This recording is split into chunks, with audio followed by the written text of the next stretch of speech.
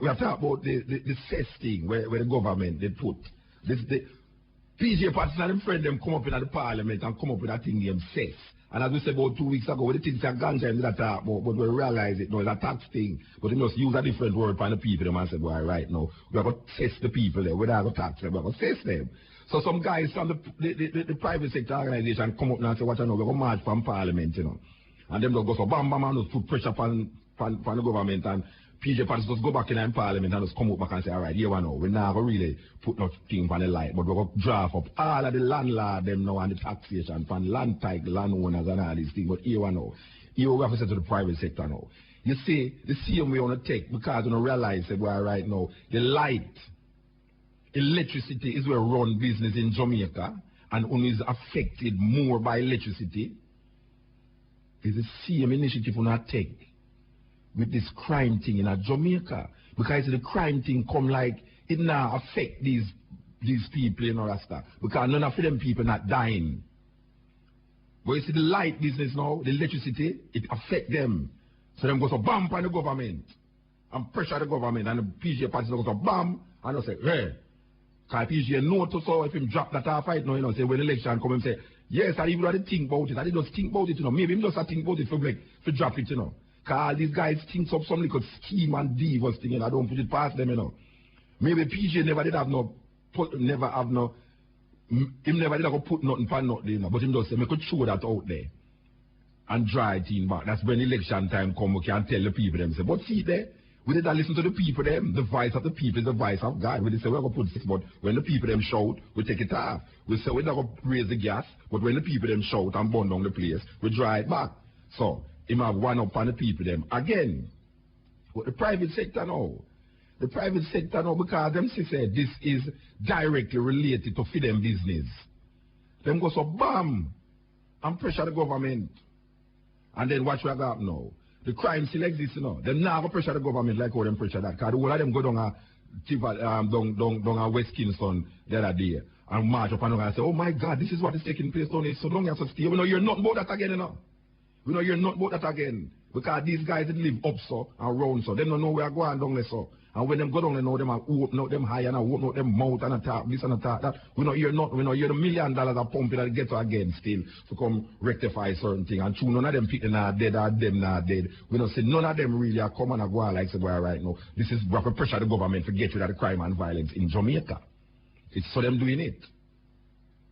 So once again, these people gang up against Jamaican people again. And Jamaican people sit down and waiting for the head of the bell to come kill off themselves.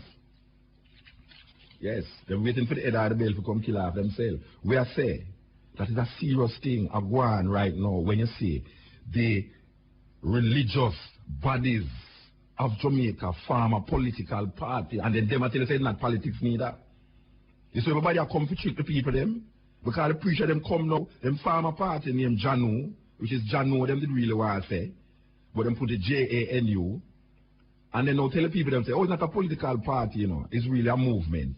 You understand? No, I am calling upon the government of Jamaica that, you see this cess thing, you see, when time out attack, you know, them don't want to listen, you know, Rasta. And they tell the Prime Minister, I said, Prime Minister, if you want to take in some of the gun, them, you know, give the people them some money for the gun. And them said, why don't know? And then couple, about, what, nearly a year and a half now, we see them start to give them money for gun, you know, $40,000 for this, $20,000 for that. It's too late. Because we tell him that. He may not remember, but me tell him that in that place. Say, watch out. If the private sector come together and give away money for getting the guns them, you will get some guns. Maybe you're not going to get all of them, but you'll get some guns. No, it's not going to work. It's not going to work because the money where them give is too little bit. A man with an M16 rifle, they're not going to give $40,000 fee. That is crazy. Because you can use a rifle and get more than $40,000. You understand? So, them come now. And we are come now. We are making another suggestion now, you know. We are making next suggestion. Jamaica is multi. Them say out of many, one. Well, here me I suggest to the government now. You drop out the cess, you put it on the land thing. When I tell you, say, boy, right now, if you want to see Jamaica society prosper in a very big way, you need to tax the churches. Yes. Church in Jamaica need to pay tax because most of those churches that is going up now is not doing nothing for the economical development of black people in Jamaica. More than one person collect the money, build a church, put it in his family name, and him own the church, and the church don't have nothing to do with the people them who sponsor, who put the money into the church every Sunday. Now, can you imagine me and some people sit down in the week here, and we are discussing about how much money a liquor church get. One Sunday, 500 people in the church. Each of them put in not less than $50. I want the people them listen to this, and we are talking about economics now, and we are saying, this is not a country with one religion. And me I tell you, say, church is the biggest business in Jamaica, and we not say it with no animosity against church, man, because man have to make money, and if you can make money out of Jesus, I just saw.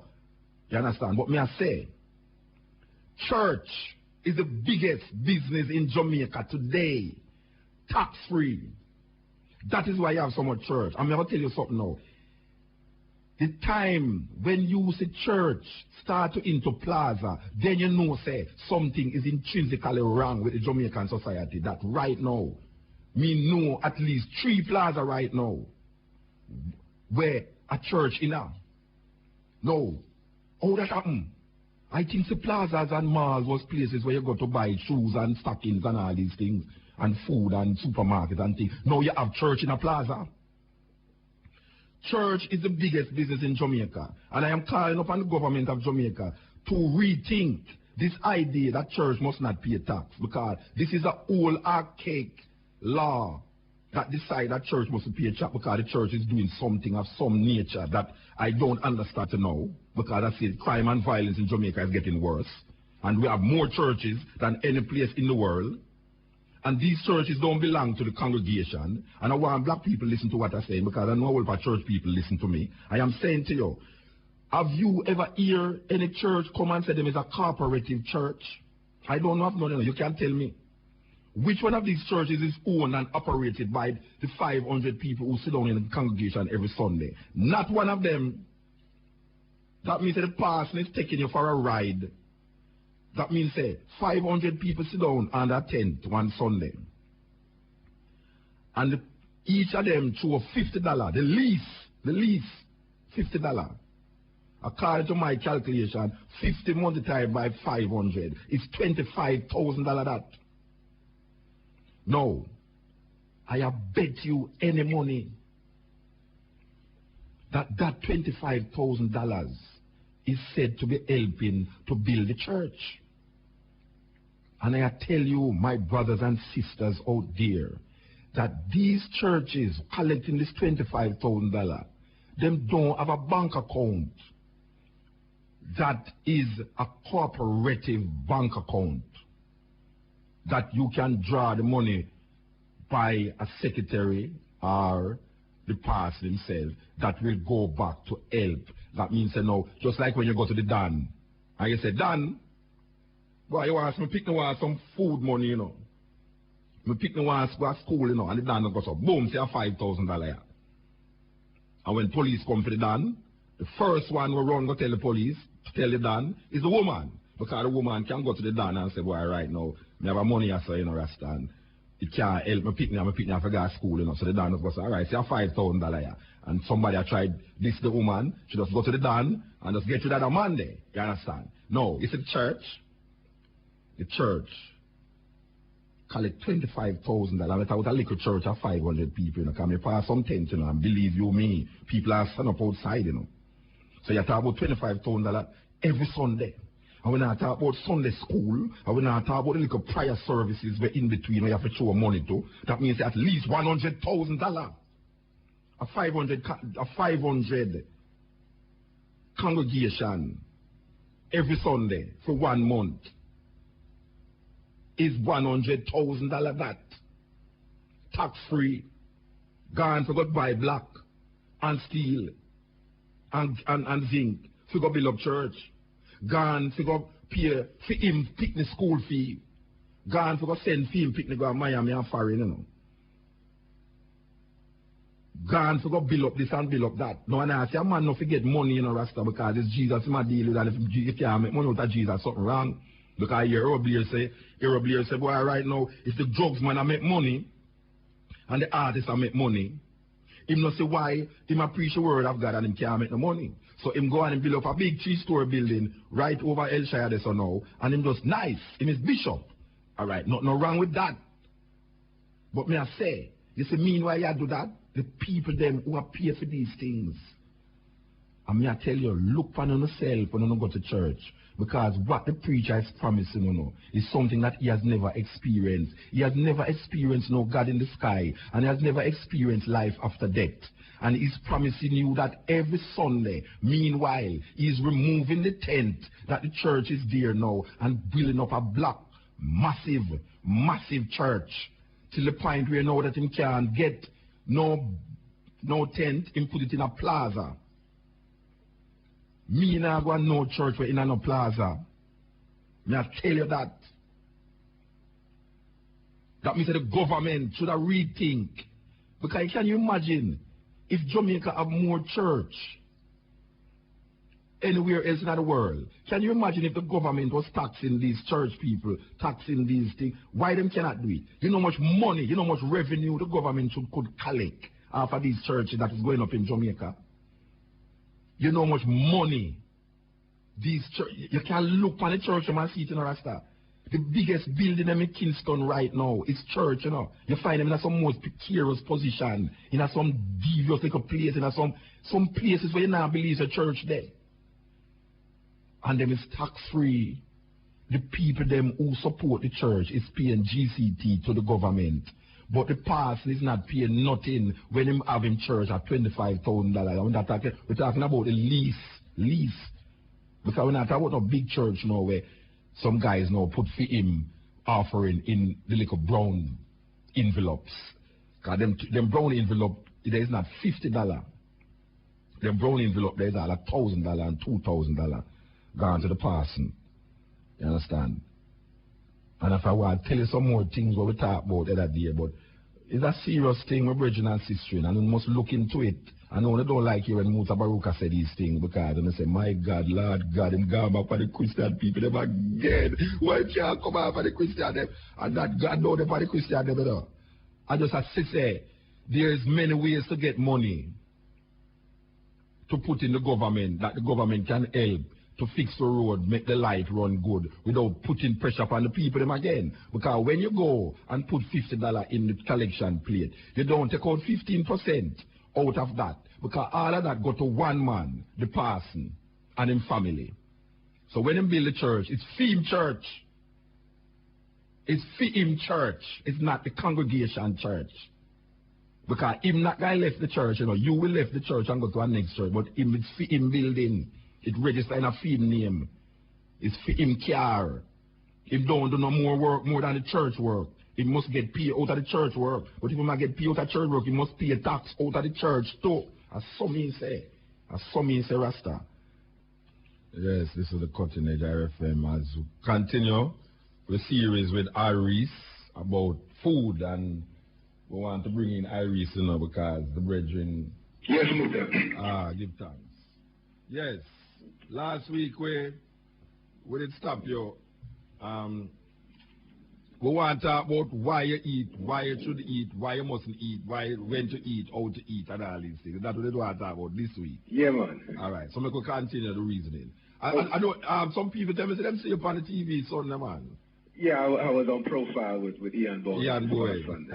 All right, sir. Yes. So go through. Make me hear what you say. Yeah, well, first let me start off by what we should eat. And a message to our ministers who have read the Bible, and apparently they must have missed this part in Genesis 1:29 and 30, where it says, "And God said, Behold, I have given you every herb-bearing seed, which is upon the face of all the earth, and every tree in which is the fruit of a tree yielding seed. To you it shall be for meat." So, looking at this statement here, for those who believe, in that book, we find that there's a lot of hypocrisy going on today. Because realistically, as it stated, your food shall come from a seed-yielding source. Mm-hmm. And this fruit from these trees shall be your meat. We know the original meaning of the word meat is food. But of course today, there's no reference to even this line, to this statement. And when we look at what is being served in our schools, in our homes, in our churches, what kind of Christianity is that? So we really need to question these types of things. The original, best, and natural food, the fuel for humankind that this body was best designed to function off of, is foods that come from a seed-yielding source. So when we look at the fact that a mango tree can produce thousands of mangoes, and each mango come with a seed in it, and each seed is a potential tree. Well, we're looking at the food factory there. So when we strive away from this and get to the point now where we begin to consume animal flesh and all of the processed, devitalized foods that we're looking at today, and coming to such a lower position of now even the fast food and the snack food and all these types of things, we really have invited all of the challenges, the medical challenges, the sickness and the diseases that we find upon ourselves. So there's some basic rules for wellness that we have to keep in mind so that this system can function well. And the eating of food, the health of the type of food that we eat must be of a lifelong endeavor. The food has to be able to give you life. Digestion itself, we know it begins in the mouth. So when we chew, we need to chew the food properly. And it is said that you should chew for 32 times, each mouthful. And that's according to each number of teeth that you have in your head. But Iris, you see them food nowadays? Yeah. 10 times and it turns saliva, God dog, I chest already. Boy, some of them not even that. I don't know which food you can chew 32 times right now. Yes. But... So we say, oh no, the food don't digest at this point. But let me look at the whole thing now, because one of the things that we have to understand is how the body works and how food functions in the body when we're looking at the art and science of eating. One of the things that we need to do is observe the fact that the body itself, on a daily basis, it goes through different phases. And when it comes to eating and digestion and assimilation, there are 3 distinct phases that we need to observe. So if we divide our day into 3 equal parts of 8 hours each, we look at the most critical phase first, and that one is when we're sleeping. For those 8 hours of sleep, what the body is doing is actually fasting. Because as it is stated, the whole meaning, the definition of a fast means to hold fast, that really nothing goes past your lips. And even today, the word fasting shakes a lot of people in their boots, and even inside our churches, where they even read that, a certain one fasted for 40 days and 40 nights. But you ask them to fast for 1 day today, then it creates a whole bunch of challenge. But anyway, as you're sleeping, the body is fasting. So during this fasting mode, the body is breaking down the dead cells and building up the new ones. So by the end of this fast, which means by the time you wake up in the morning, you have a lot of waste cells that the body can't use anymore, that now needs to be moved out of the system. So the second phase of our day, the next 8 hours, the body automatically goes into an elimination mode. This is when we're supposed to release, to move forward all of the waste that was generated from the day before. During this time now, we need to use specific types of foods that's going to allow the body to help eliminate this waste. Basically just to dump the garbage can, just dash out the trash first thing when you get up in the morning. So that's why within the structure of the English language, they have that word called the break fast, which today you call it breakfast. So you really even miss the focus of what it means. It's the breaking of the fast.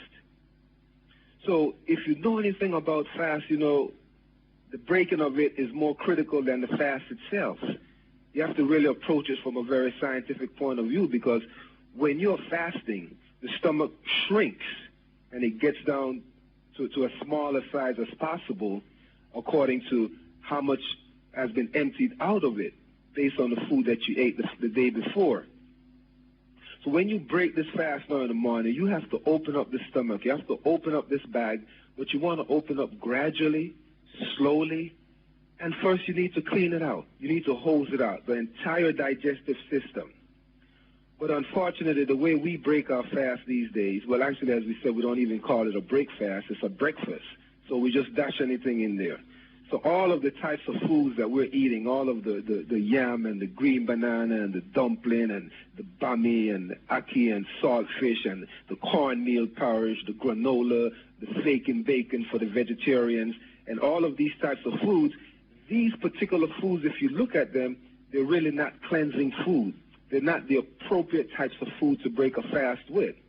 So when we break this fasting correctly with these big, heavy food, we open up that stomach. We open up that bag big and wide, first thing, early in the morning.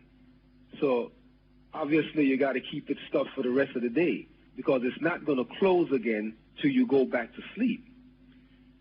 So we move on now to the third phase of our day, and that third phase is the intake mode.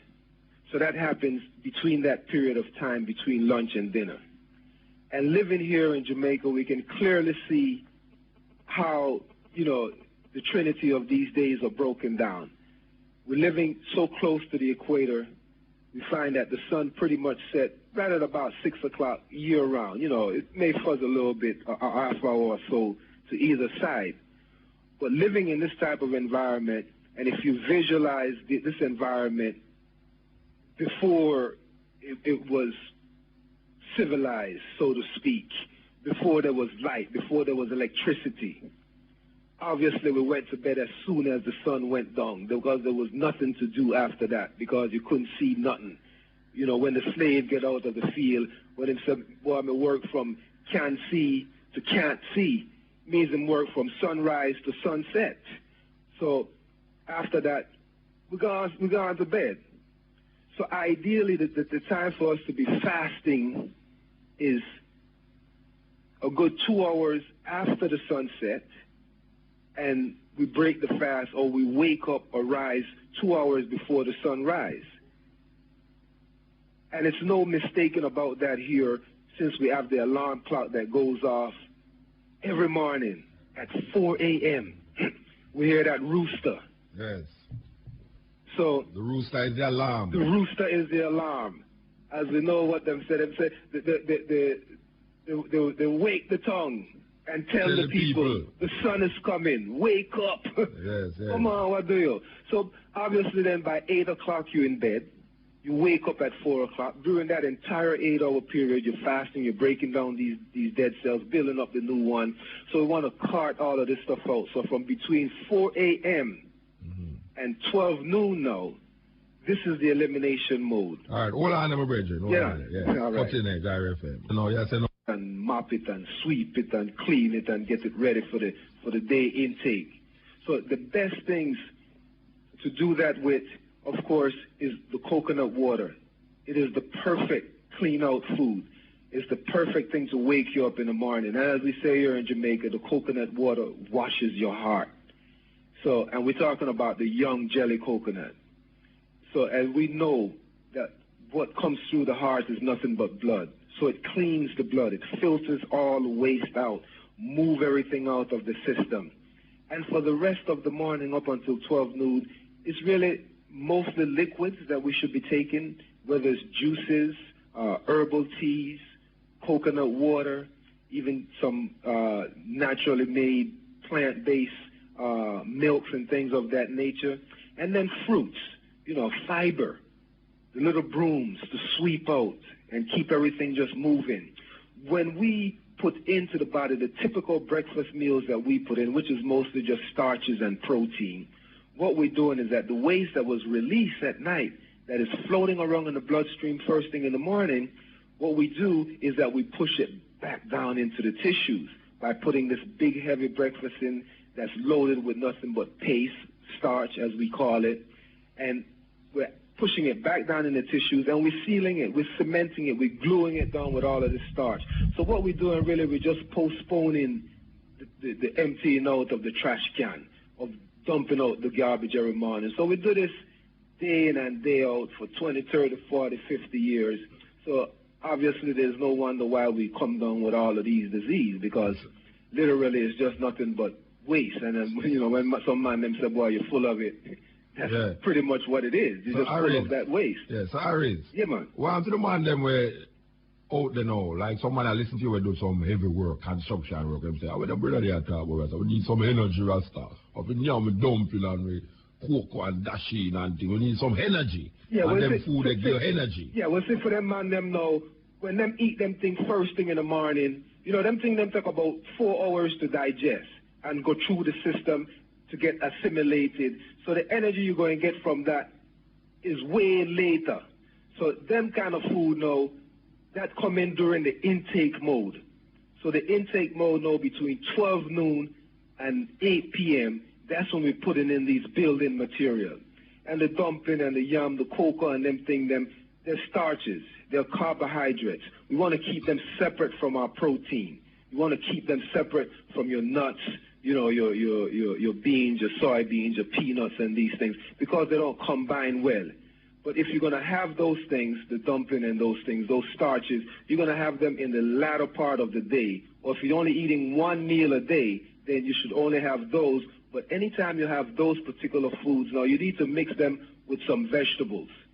You know, you need to have some vegetables to move them through the system so the body can process them effectively. Otherwise, all they're doing is clogging up the system, filling it up with a lot of mucus, and a lot of these starches now just deposit inside the system, and they start getting hard in the arteries and the veins, all in the tissues, and we get the arthritis and the arteriosclerosis and these types of things. So we have to be careful with those types of food. They really, especially, you know, the ground food, the yams, that don't have any water in it, that when you juice it, all you see come out is just pure starch. Yeah. Them things, them starch your body stiff. Mm-hmm. Stiff. So if you're eating those foods, have some cucumber and tomato and lettuce and some foods to carry them through the system. But again, those are best for dinner in the later part of the day, so the body processes them at night, break them down, and the energy from those things are available to you the next day. The next day. You can't expect to have that energy available. So what is given, all right, so you're saying now the energy where the man you talk about now is a real illusion. So why you feel them work better by saying that them have energy when them eat this food? If the food takes so long to digest, which by that time them don't work already. Yes, right? the whole thing though, it's really in reverse. It's because they work so hard and they put out such heavy physical labor, then they need to replenish it with those types of food. Oh, so it's not the food that give them the energy. Is the energy make them want the food? Absolutely. Because in reality, the body itself is a generator. The body produces energy. It's an energy generating system. So what we're doing, we're really nourishing the blood itself, nourishing the entire system so that it can produce the energy. It's just like putting the fuel in your car. The fuel is really stimulates the system to produce the energy. That's why the car itself has a generator. And it's the same thing within the body. The body have lungs that generate, you know, bring in oxygen and generate the entire system. Mm-hmm. We have a heart. We have kidneys. We have all the pumps and valves and the filtering system and all of these things. So when the waste is now come off from the processing of these materials, we have to get rid of them. All right. So we, you know, Iris, we could get something clear, you know, because you see an advertisement on the television where I say, this milk will put back the energy. this thing will put back energy inside of you. You see runners who say them have build up them energy. Yes. You say is because them have energy why them want the food or where you really? No, it's because of the activity that they have. That them want that food. That's correct. That what they have burnt up. So it's not the food that give them the energy. No, it's the activity that they do that demands the type of food that they should take. Okay. So if you're someone who are not out there active, for example, and you're eating the yam and the dumpling and the cocoa and all of these things, and you're sitting behind a computer typing away, or you're just sitting back watching television. You don't burn that energy. What you do with that burn energy? The food. Yeah. It just sit right on you. You know, so you're putting in more into the body that it doesn't need. You know, to generate a certain type of, to replenish a certain type of energy that you never burnt. So it just, so you see, you just get fat. You just get fat, and your colon full up of waste, full up of filth, and it just rotten inside of you. And then come the cancer and the diabetes and the high blood pressure and all of these things, because the body is just so overwhelmed with waste. So if we're burning it, we're generating the capacity to tolerate more. But if we're putting in more and we're not burning it, then we're asking for trouble on that level. All right. You say you must eat those every food in the evening. Yes. When you say evening, like what time you talk about? Okay, well, if you're eating one meal a day, the best time to eat is in the middle of the afternoon, around 3 o'clock. So you get the body enough time to process the food. So by the time you go to bed, the stomach should be empty.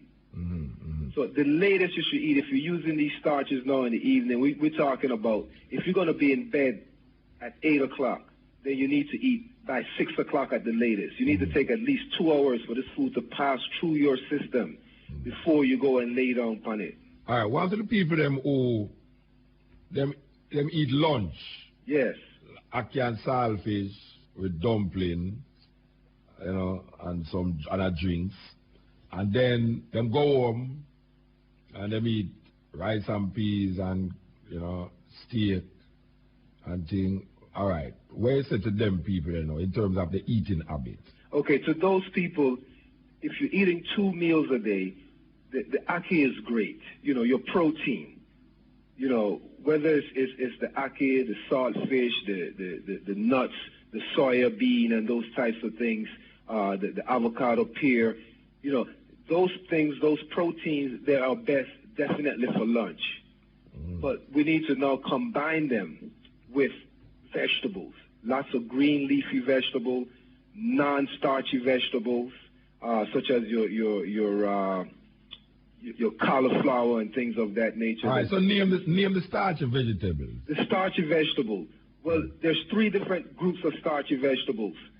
You have your lightly starchy vegetables, very low in starch, things like carrot and beetroot and them kind of things. You juice them, you see low starch settles down in the bottom of the glass. Then the ones that are high in starch, things like your corn, the mature corn that we leave out in the fields to dry to make cornmeal and all them things. Them things is full of starch, very high starch.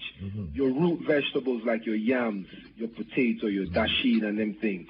Some of them don't even have any water in them. So you juice them and it's just pure starch like the cassava. Yeah. Well, the pumpkin? The pumpkin is a light starch. Light starch? It's a light starch, yes. And the way to test them, if you have a juicer, is to just juice it. I say how much juice come out? I say how much, well, you say how much juice come out, but then make it stay for about an hour and see how much starch settles to the bottom of the glass. And then you know how much starch is in them. Then you have your grains. All of your rice, your wheat, all the flour products. These are all starch. These are all grains. The barley, the millet, the rye, and all of these types of things. The oats.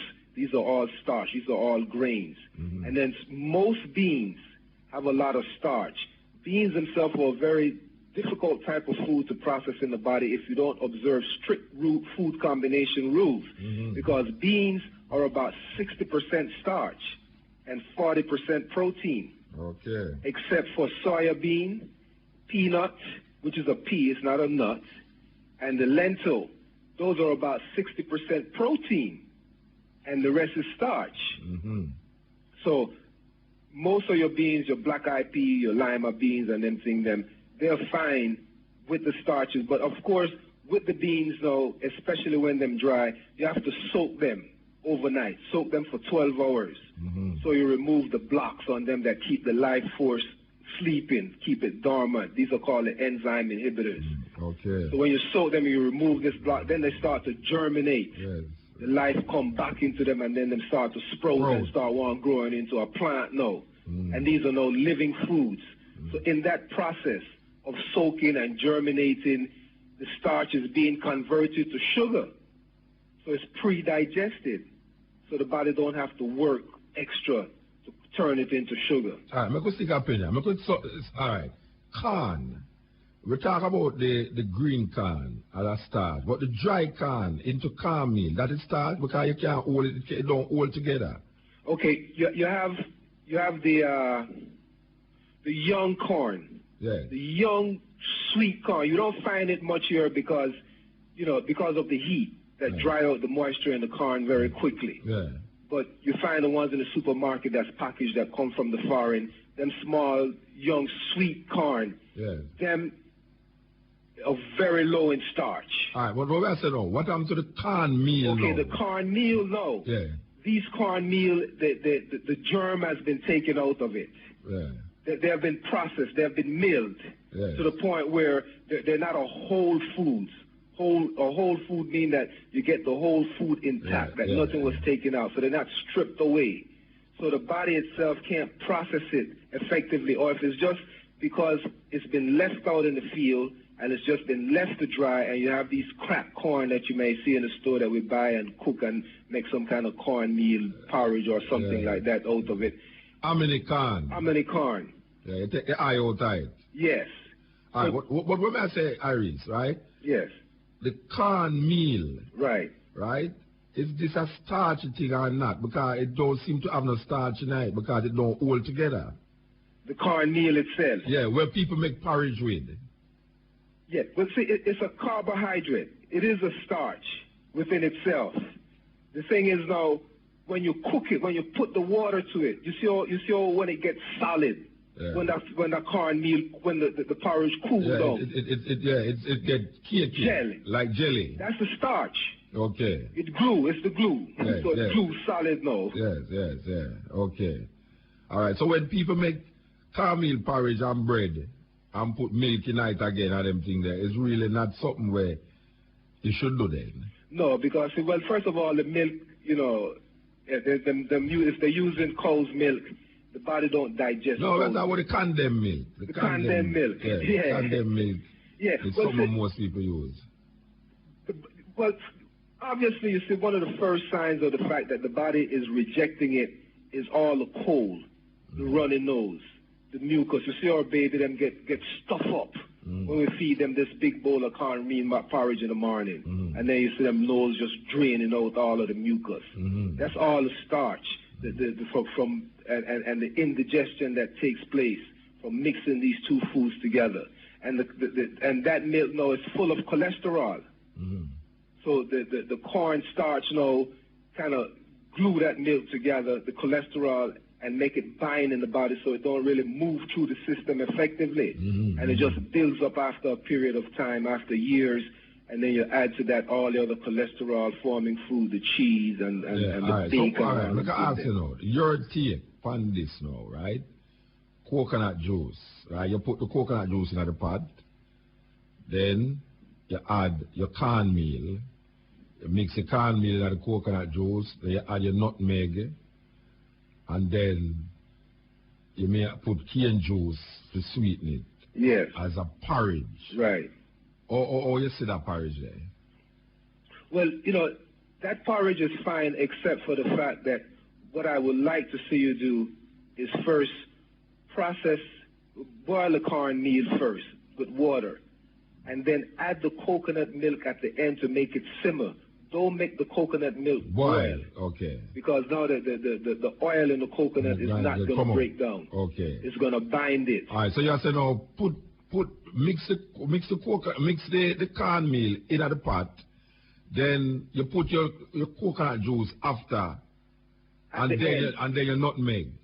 Well, the nutmeg can go in, first thing as well. Yeah. But the coconut milk, you should try not to allow the coconut milk to boil up, for a long time. Yeah. All right. Well, I would suggest, you mix the cornmeal with the cane juice. All that. Mix the cornmeal with the cane juice and then put it in the pot. And then at the end, now you put in the coconut milk with the mix the coconut juice. Yes. Mix the cane juice and the nutmeg with the cornmeal.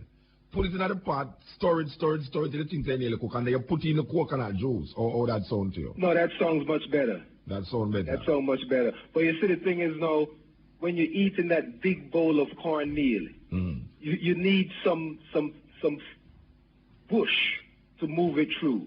You need some greens, some salad, some lettuce. Yeah, but people don't eat greens with cornmeal, porridge. Right. They just eat that and done. They just don't mix it with nothing. They don't mix it with nothing, so them clog up them system. Okay. So then the next best thing is to add more coconut milk. Make it light.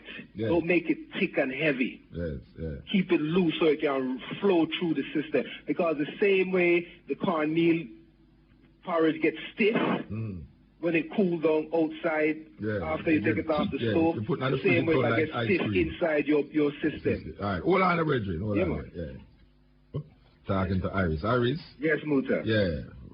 It looks like we've got a good little while tonight, because it's kind of interesting when a man says when you eat and why you eat, because what we are seeing is that we grew up on a certain diet over the years. I would say the result of these diets for the people of Jamaica, we really see it, and it's good for know, say, we can come now scientifically and know why and when and how and the cause and all these things. Very important that people them understand these things.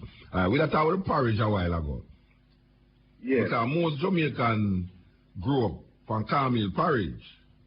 You understand? When you go to school, you eat cornmeal porridge to go to school because it give you energy when you go to school. And we see the outcome of these things.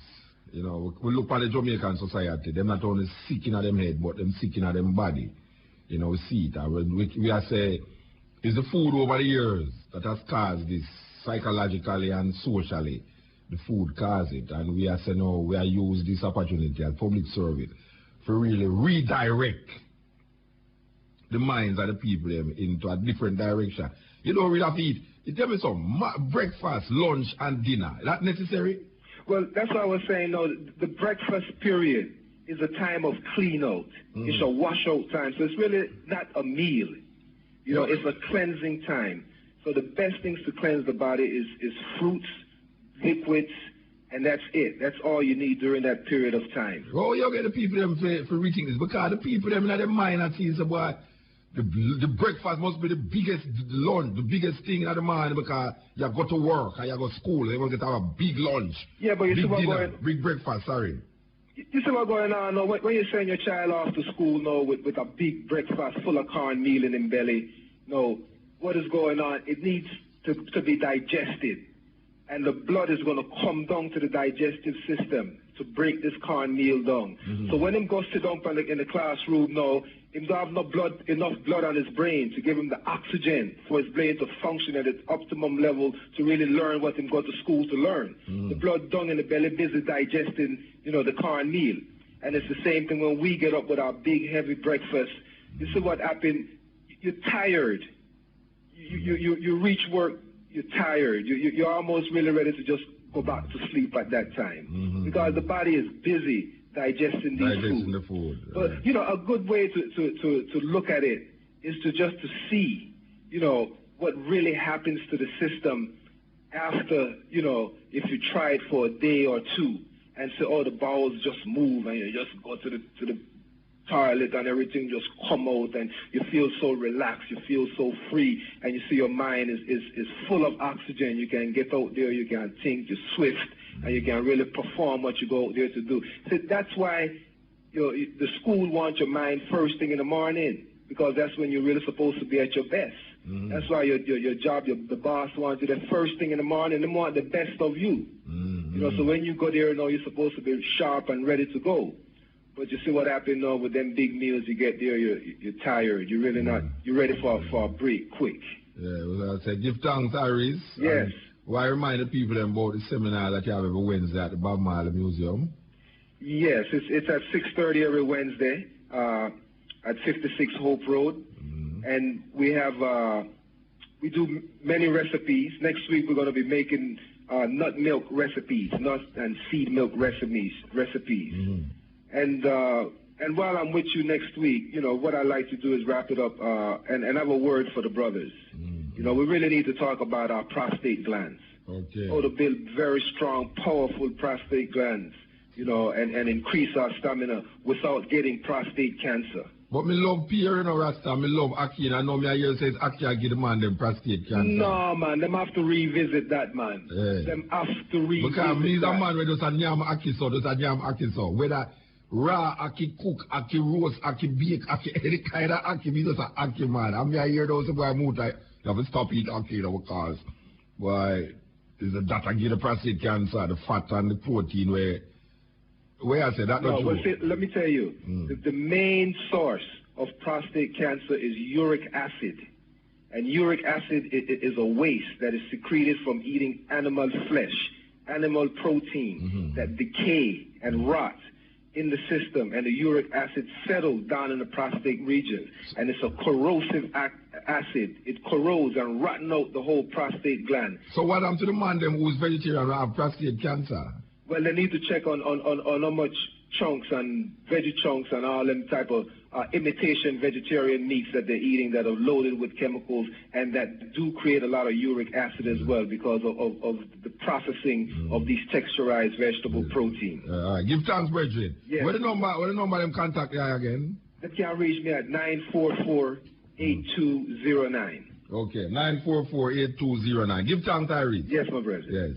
This is the Cutting Edge on IRFM. That was a public service thing, you know.